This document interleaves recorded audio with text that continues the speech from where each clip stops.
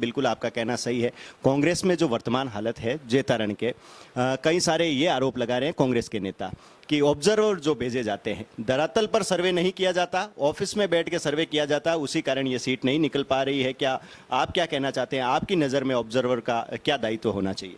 देखिए, ऑब्जर्वर का एक बहुत, क्योंकि मैं भी ऑब्जर्वर जैसा मैंने बताया कई बार रहा हूँ, तो प्रदेश कांग्रेस के दफ्तर से इतला होती है, जो हमारा ब्लॉक कांग्रेस का ऑफिस है वहाँ पर उनको सूचना देते हैं, जिला कांग्रेस अध्यक्ष को सूचना देते हैं। नमस्कार, आप देख रहे हैं अपनो प्रदेश राजस्थान और मैं हूं आपके साथ विष्णु उपाध्याय। हमारे बीच है पूर्व चिकित्सा मंत्री राजेंद्र जी चौधरी। जेतारण विधानसभा की राजनीति को लेकर चर्चा करेंगे। आगामी विधानसभा चुनाव भी नजदीक है और महोदय टिकट के प्रबल दावेदार है। जी नमस्कार। नमस्कार। सर्वप्रथम तो जेतारण की धरा पर आप पधारे हैं, स्वागत है आपका। बात करेंगे जेतारण की राजनीति पर। टिकट के प्रबल दावेदार हैं आप भी, किस प्रकार देखते हैं वर्तमान कांग्रेस को जेतारण क्षेत्र में?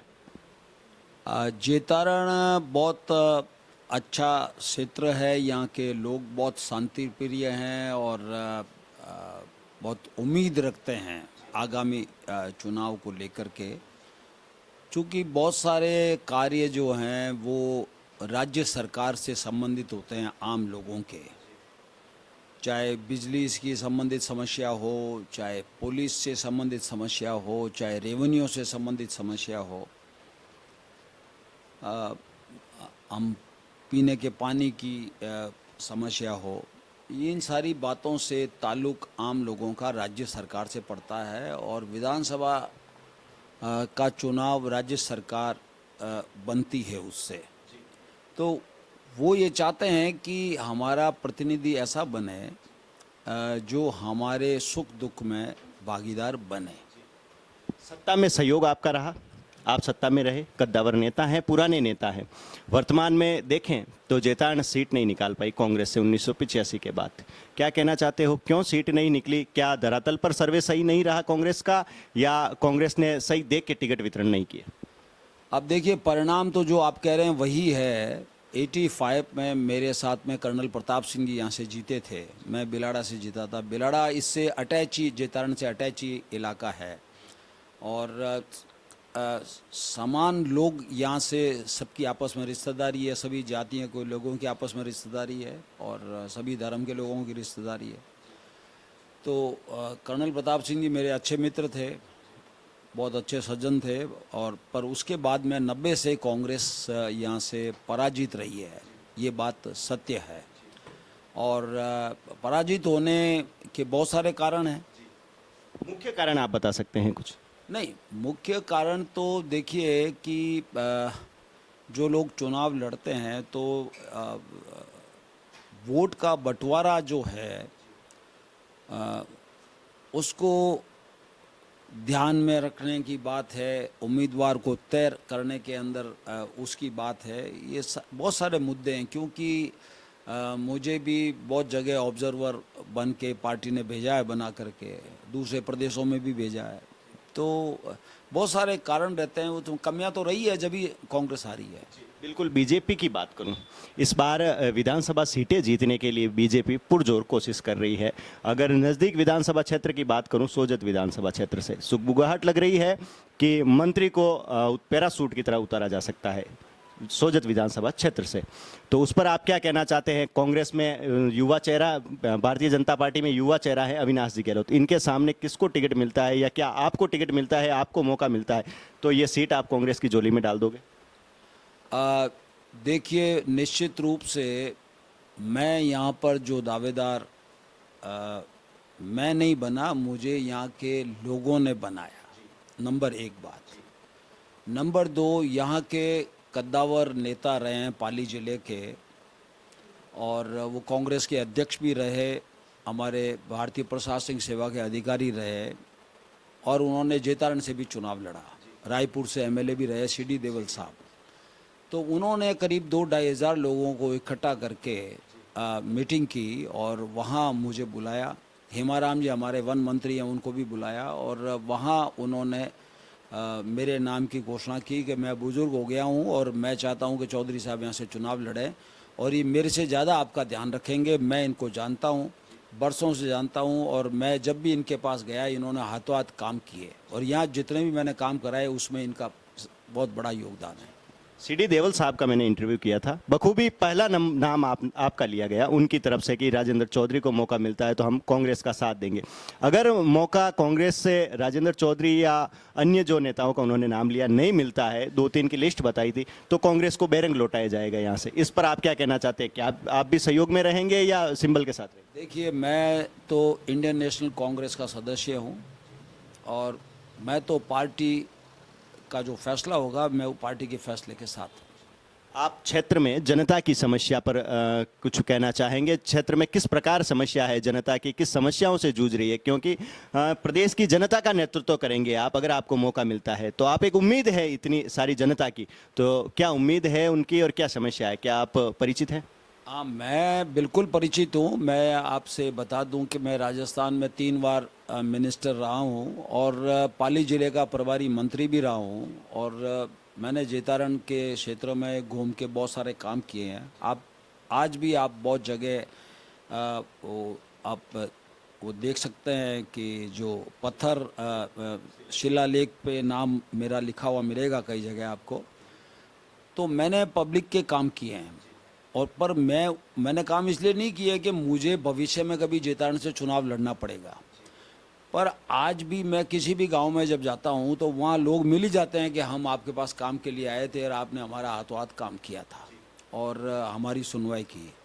अभी मैं देवरिया से रवाना हो रहा था तो वो देवली के लोग आ गए, 4-5 लोग आ गए, और मैंने पूछा कि तुम्हारे उस काम का क्या हुआ? तो उन्होंने कहा ऐसे ऐसे हुआ साहब, और अब आप एसपी साहब से बात करो तो हमारा काम बढ़ सकता है। तो मैंने उसी समय, प्रधान जी भी वहीं थे, लाल मोहम्मद जी और सारे लोग थे, तो मैंने वहीं एसपी साहब से बात की और मैंने कहा मैं ये आपके पास आएंगे और आप इनकी समस्या करो। मैं मतलब मेरा नेचर है, मेरा स्वभाव है कि जो व्यक्ति सामने बैठा है, जो बात कर रहा है, मैं उसी समय उसी के सामने वहीं पर बात करता हूँ। चाहे एससी से बात करनी पड़े, चाहे चीफ इंजीनियर से बात करनी पड़े, चाहे एडीएम से बात करनी पड़े, चाहे एसडीएम से, चाहे डीवाईएसपी से, चाहे एसपी से, क्योंकि जन समस्या का समाधान सुनवाई से होता है।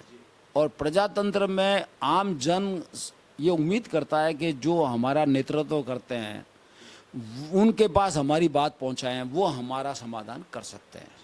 बिल्कुल, क्षेत्र की जनता की उम्मीद होता है एक एमएलए, क्षेत्र की जनता की उम्मीदों पर खरा उतरना चाहिए। आप क्षेत्र की जनता का नेतृत्व करेंगे, बिल्कुल आपका कहना सही है। कांग्रेस में जो वर्तमान हालत है जेतारण के, कई सारे ये आरोप लगा रहे हैं कांग्रेस के नेता कि ऑब्जर्वर जो भेजे जाते हैं, धरातल पर सर्वे नहीं किया जाता, ऑफिस में बैठ के सर्वे किया जाता, उसी कारण ये सीट नहीं निकल पा रही है। क्या आप क्या कहना चाहते हैं? आपकी नज़र में ऑब्जर्वर का क्या दायित्व होना चाहिए?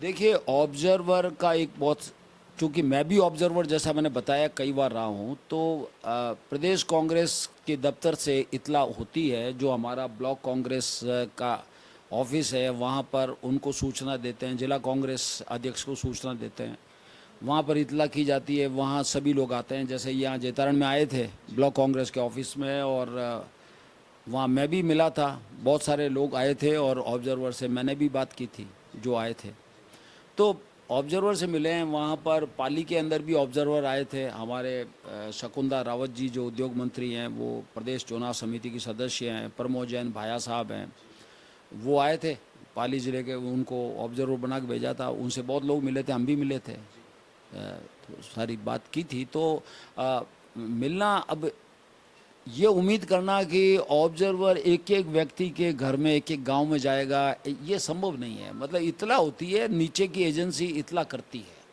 आगे से आगे। और आजकल तो ये मोबाइल अच्छा साधन हो गया, जिसके माध्यम से व्हाट्सएप पे भी मैसेज चला जाता है, लोग देख लेते हैं उसको, जिसकी जाने की इच्छा होती है वो चला जाता है। बिल्कुल, सोशल मीडिया का बहुत योगदान है। आगे की बात करूं तो आपने कहा कि आप भी पधारे थे, ऑब्जर्वर आए थे, तब माननीय पूर्व संसदीय सचिव वहां नजर नहीं आए और वो भी थोड़ी खफा लग रहे हैं। पार्टी का क्या प्रयास रहेगा? इन नेताओं को साथ बिठाने का रहेगा या किस प्रकार सोच रखते हैं आप? अपनी बताइए। मेरी सोच तो ये है कि इंडियन नेशनल कांग्रेस का जो भी सदस्य है उसको पार्टी के फैसले में साथ देना चाहिए, नंबर 1 बात, जो भी पार्टी फैसला करे। और आम जन जो है वो उनके ऊपर हम किसी तरह का आरोप नहीं लगा सकते। जो आम जन हैं वो तो पार्टी के निर्णय को देखेंगे, पार्टी के उम्मीदवार को देखेंगे, उनके प्रयासों को देखेंगे, तो कुछ फैसला तो पब्लिक भी करती है। बड़ी राजनीति पर आऊँ, नेशनल लेवल की। मोदी जी ने अभी एक वक्तव्य दिया कि गहलोत सरकार ने हार मान ली है। जो योजनाओं पर गहलोत सरकार ने कहा था कि क्या मैं नहीं आऊं और तो मोदी जी इस योजनाओं को चालू रखेंगे या बंद करेंगे, उस पर मोदी जी ने उस बात को पकड़ के अभी बयान दिया था, उस पर क्या कहना चाहेंगे?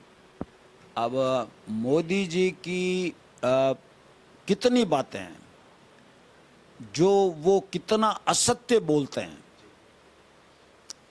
अभी मोदी जी बोल रहे थे कि मनमोहन सिंह जी ने कांग्रेस की सरकार में ये कहा कि माइनॉरिटी के ऊपर हम ध्यान देंगे और माइनॉरिटी में मुसलमानों पे ध्यान देंगे, ये बोला मोदी जी का भाषण ये।